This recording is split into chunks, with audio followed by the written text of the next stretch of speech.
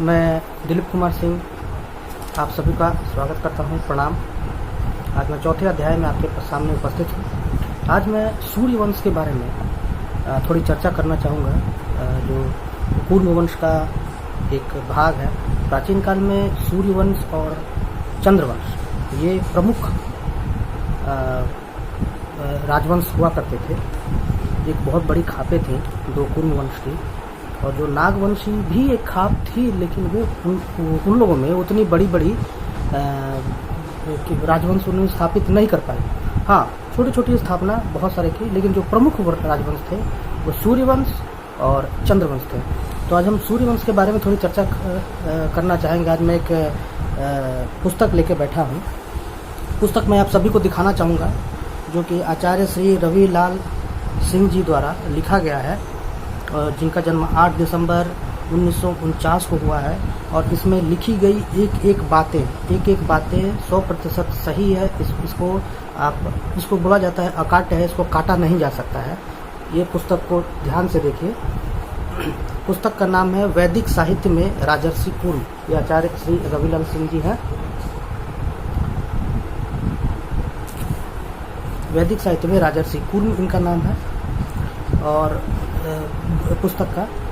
और ये पुस्तक एक तरह से हमारे कूर्म समाज के लिए एक सोने के बराबर है, जिसमें जितनी भी यहाँ पर सबूतें दी गई है हमारे कूर्म वंश के बारे में, जिसकी आप कल्पना नहीं कर सकते हैं कि ये कितनी ज़्यादा सटीक है। अच्छा, इसमें हम सूर्यवंश के बारे में आपको बताना चाहेंगे। पहले हम आधुनिक काल में जो सूर्यवंश की जो खापें हैं उनका नाम जरूर लेना चाहूँगा, जिसमें आप कछवाहा है, निमि वंश है, और लमगोरिया है, सिसोदिया है, अवधिया है। अवधिया में 2 भाग है, और अवधिया सुकहा, अवधिया सुरजहा। फिर आपका राजवाड़े है, सिंधिया है, जिसे देशमुख भी कहा जाता है। आपका गायकवाड़ घराना है, भोसले है, जिसमें शिवाजी जन्मे थे, वो सिसोदिया का ही एक पार्ट है, जो महाराष्ट्र में आके भोसले हो गया। साउथ में जाएंगे तो आपके कम्मा समुदाय है। कम्मा में भी 2 पार्ट है, कम्बोज कम्मा है, अवधिया कम्मा है। सैंथवार है, मल्ल है, बिसेन है, सचान है, गंगवार है, बैसवार है। बैसवार सूर्य प्लस नाग तो दोनों है। नागवंश इसलिए कि बैसवार जो है वो भगवान लक्ष्मण के वंशज थे। तो चूंकि लक्ष्मण को शेष नाग का अवतार माना गया, अवतार को पौराणिक काल में, इसलिए उनका नाग का एक बहुत महत्वपूर्ण स्थान हो जाता है, जो कि सम्राट हर्षवर्धन के वंशज माना जाता है। जब मिडिल एज में, जब भारत के जब मिडिल एज था उस समय। तो इस तरह से और अन्य भी बहुत सारी सूर्यवंशी जातियां हैं, जिनका नाम छूट गया, कृपया हमें क्षमा कीजिएगा। तो हम इससे एक ये लेते हैं, एक थोड़ा इसके बारे में हम बताते हैं सूर्यवंश के बारे में। कि देखिए, सूर्यवंश का आरंभ होता है मरीच, जो ब्रह्मा जी के पुत्र थे, मरीच से होता है, जिनके पुत्र का नाम कश्यप कूर्म था। कश्यप कूर्म पूरा नाम उनका। कश्यप जी की जो पत्नी थी अदिति, ऐसे उनकी 13 पत्नियां थी, लेकिन जो अदिति थी वो दक्ष प्रजापति, कूर्मवंशी दक्ष प्रजापति की पुत्री थी, जिनसे उनके पुत्र का जन्म हुआ, जिनका नाम विवस्वान हुआ। विवस्वान को ही सूर्य कहा जाता है। सूर्यवंशी का मतलब ये नहीं कि जो हमें भगवान सूर्य, जो नारायण जो हम लिखते हैं, तो उनको सूर्य नारायण कहा जाता है, जो हम उनके वंशज, ऐसे नहीं। विवस्वान को सूर्य कहा जाता है। इन्हीं से सूर्यवंश चला। विवस्वान के बेटे का नाम मनु था।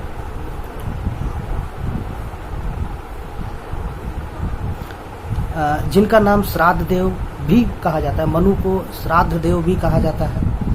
इनकी माता संज्ञा त्वष्ट्रा की पुत्री थी। वैवस्त मनु प्रारंभ में संतानहीन थे।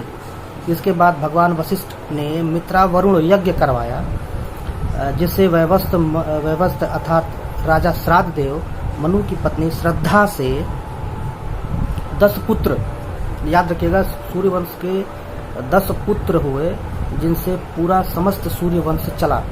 तो कौन कौन हुए? सबसे बड़े बेटे का नाम इक्ष्वाकु, दूसरे का नाम नृग, तीसरे का नाम शर्यार्ती, चौथे का नाम दृष्ट, 5वां धृष्ट, छठा करुण, 7वां नरिष्यंत, 8वां पृषद्र, 9वां नभग और 10वां कवि हुए। इनको एक पुत्री भी हुई थी इला। इला से चंद्रवंश चला था, तो जिनका विवाह चंद्र के बेटे बुध से हुआ था, तो इनसे चंद्रवंश चला था। खैर, वैवस्वत मनु भारत के, चाहे मैंने पूरी दुनिया का भी पकड़ सकते हैं, आर्य कुरुवंशी आर्य के प्रथम राजा माने जाते हैं। ठीक है। पूर्वार्ध में बहुत काफी अराजकता फैल गई थी, जिससे उस समय लोगों ने इन्हें, मनु को राजा का सम्मान दिया और ये भी कहा कि आप जो भी आदेश देंगे उसका हम पालन करेंगे और अपनी उपज का 6वां हिस्सा राजा को समर्पित करेंगे, यानी मनुदेव को समर्पित करेंगे। ऐसा उल्लेख आपको महाभारत में भी मिलेगा, पुराणादि में भी मिलेगा। कौटिल्य के अर्थशास्त्र विष्णुगुप्त जी, बिल्कुल विष्णुगुप्त, पूर्ववंशी विष्णुगुप्त के अर्थशास्त्र में भी मिलेगा आपको। मनु के बड़े पुत्र इक्ष्वाकु को मध्य देश का राज मिला। मनु के बड़े पुत्र इक्ष्वाकु को मध्य देश का राज मिला, जिसकी राजधानी अयोध्या थी। अयोध्या यानी कौशल, उत्तर कौशल, दक्षिण कौशल, दो बाद में हुई, पहले कौशल ही थी। मनु के अन्य पुत्र नाभानिदिष्ट को पूर्व की ओर तिरहुत राज्य मिला। अब यहाँ पे तिरहुत कहने से आप बिल्कुल समझ गए होंगे कि तिरहुत नरेश किसे कहा जाता था। तिरहुत नरेश सम्राट विशाल ने उनकी स्थापना की थी, जिसका अन्य नाम लिच्छवी गणराज्य भी था। भारत के प्रथम गणतंत्र राष्ट्र की स्थापना सम्राट विशाल ने की थी। लोग बहुत सारे इसमें भ्रांतियां में फैल जाते हैं कि सम्राट विशाल जो थे वो लव के वंशज थे। ऐसा कुछ नहीं था।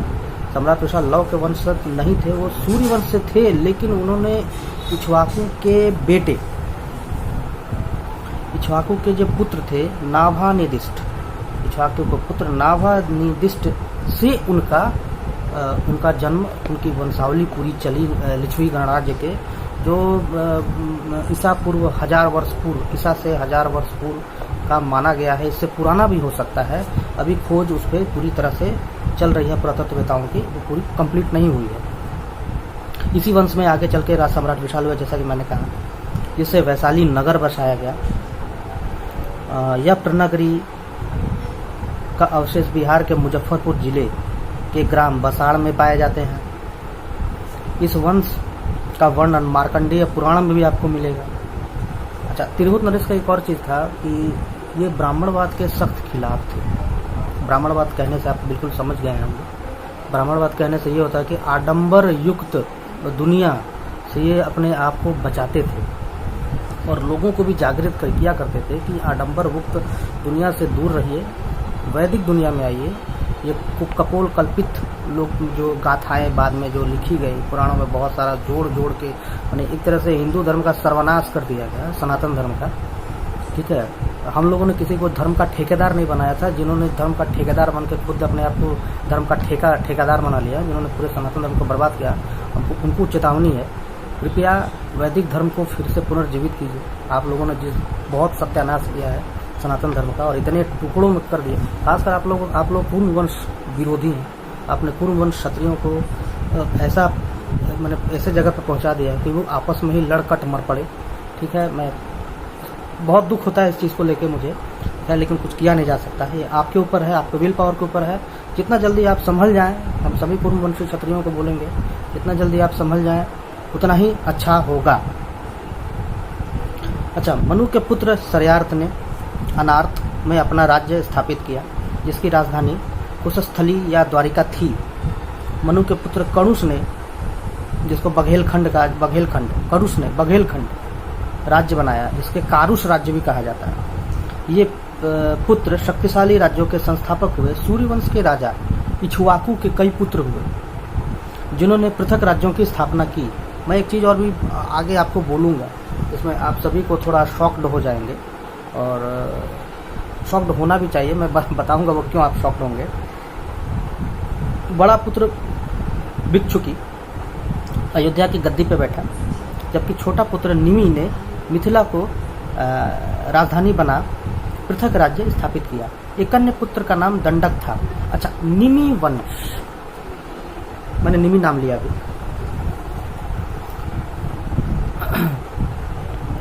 निमि वंश में माता सीता के जनक हुए। अब ध्यान से देखिए, सुनिए, समझिएगा चीज को। निमि वंश इक्ष्वाकु वंश का ही भाग है और महाराज श्री राम और जनकपुरी मिथिला दोनों एक ही वंश से हैं, दोनों ही इक्ष्वाकु वंश से हैं। अब आप ये समझिएगा यहाँ पे कि जब एक ही वंश से है तो भाई सगोत्रीय शादी तो होती नहीं है, तो फिर ये कैसे हुई? वैदिक युग में, मैं फिर बताऊंगा, वैदिक युग में कूर्मवंशी क्षत्रियों में सगोत्रीय शादियां होती थी। उसका मापन ये था कि माता का 5वां पीढ़ी के बाद और पिता का 7वां पीढ़ी के बाद वह टूट जाता था, तब आपस में सगोत्रीय शादी हो सकती थी, जिसका आज भी कुछ पूर्ववंशी जातियां इसका पालन करती है। अन्य गोत्रों में शादी ये पौराणिक काल में आरंभ हुई वैदिक प्रथा को तोड़ने के लिए, वैदिक प्रथा को तोड़ने के लिए, जिससे, और ये किसने किया ये सभी आप लोग जानते हैं। उसका कारण ये था कि समाज के किसी एक वर्ग विशेष का पूरे हिंदू सनातन सम्राट समाज में एक ऊंचा स्थान प्राप्त करने के लिए और किसी एक विशेष जाति को निम्न स्तर का दिखाने के लिए जिसका जो प्रयत्न हुआ, जिसका विरोध सम्राट विशाल या लिच्छवी पूरे गणराज्य ने किया, जिसकी सजा ये रही कि वो लोग मिलके इन लिच्छवी गणराज्यों को बर्बाद करना चाहते थे। कई सारे राजाओं के द्वारा उन पर आक्रमण कराने की कोशिश भी की गई थी, लेकिन वो इतने मजबूत थे कि वो उनके द्वारा उनसे कोई फर्क नहीं पड़ा। बाद में जब ये वंशावली, तिरहुत नरेश की जो वंशावली जब खत्म हो गई, तो उनको जितना हो सके उतना बदनाम किया गया कि नहीं ये तो हिंदू धर्म विरोधी थे, ये तो सनातन धर्म विरोधी थे, वैदिक धर्म विरोधी थे। अरे भाई, वो वैदिक धर्म विरोधी नहीं थे, वो आडंबर विरोधी थे। सही सच्चाई बात आप सभी के सामने रखनी चाहिए। आज के लिए हम इतना ही टेस्ट करेंगे। आपने कुछ इसके बारे में जाना, सूर्यवंश के बारे में। सभी को धन्यवाद, प्रणाम। जय भवानी, जय महादेव, जय विशाल, जय कुंवर क्षत्रिय। धन्यवाद।